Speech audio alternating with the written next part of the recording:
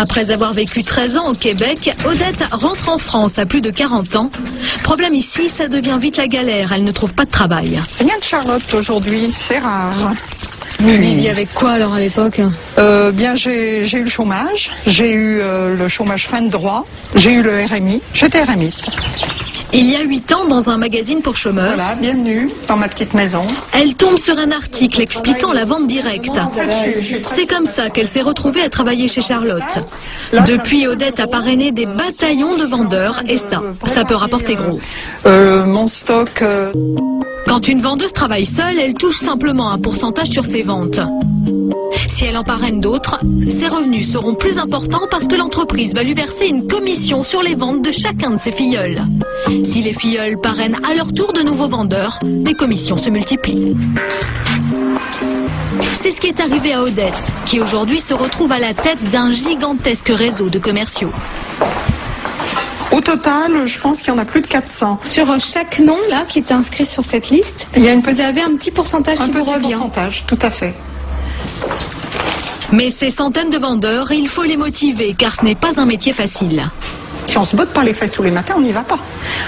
D'ailleurs, on a une maladie qui est très connue dans ce métier, c'est la maladie de l'excusite. Il fait trop beau, on ne va pas travailler. Il fait froid, on ne va pas travailler. Les enfants ont ceci, on ne va pas travailler. On a toujours une excuse, c'est la maladie de l'excusite. Et ça, c'est la facilité. Et ça, on peut se planter comme ça si on... Complètement, parce qu'on a toujours une bonne raison pour ne pas y aller. Et vous en connaissez, vous, autour de vous, des vendeuses qui ont démarré et qui ça n'a pas marché? Plein. Odette, elle, a beaucoup travaillé. Aujourd'hui, elle est très fière d'avoir pu construire sa maison et surtout d'être totalement indépendante. Je vis bien.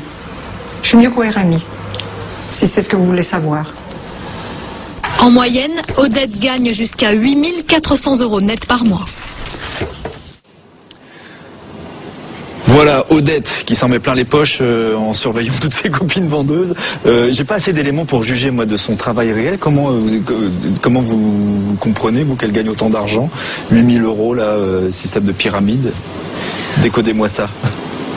Non, c'est tout simplement un système qui fait qu'elle touche donc un pourcentage sur ses ventes et dirige donc une équipe de vendeuses qu'elle forme, qu'elle fait entrer dans le système et sur lequel elle perçoit un pourcentage. Donc en fait, elle perçoit une somme de sa propre activité, mais aussi de l'activité des personnes dont elle a la charge et l'encadrement. Et Odette qui a repris sa retraite et qui l'a bien mérité parce que l'excusite aiguë, c'est plus de son domaine. Maintenant, elle va se reposer. Pouvoir cumuler comme ça des emplois dans notre pays, c'est un phénomène courant. D'abord, est-ce que dit la loi précisément? En fait, on a une liberté totale si on exerce une activité salariée et en parallèle une activité indépendante. Donc a priori, là on peut travailler 18 heures par jour, rien ne vous l'interdit sur le plan de la réglementation. Après c'est les lois physiques qui reprennent le dessus. Comment vous avez réagi, vous, quand on dit travailler plus pour gagner plus, l'un et l'autre, vous dites quoi, vous? Moi, je dis que tout est possible. Maintenant, il faut bien réfléchir à ce que l'on met derrière. Ce sont quand même des choix de vie, de cumuler plusieurs emplois ou de décider si on est véritablement indépendant de travailler 18 heures, 20 heures par jour. Maintenant, même pour un salarié, travailler, faire 3-4 heures supplémentaires pour gagner plus, si cet argent doit partir dans le paiement d'une nounou pour faire garder ses enfants, quel est ce fameux pouvoir d'achat, cet argent que l'on a gagné en plus, où est-ce qu'il est parti, qu'est-ce qu'on en a fait, est-ce qu'on a tiré un véritable bénéfice? Donc ce sont ces questions-là qu'il faut se poser lorsqu'on décide de travailler plus. Dans les 10 ou 20 ans qui viennent, vous voyez les choses comment? La création de cette communauté européenne a été réalisée, on ne nous a pas dit toute la vérité. On a accueilli des pays qui étaient nettement en dessous de notre niveau de vie et de notre pouvoir d'achat.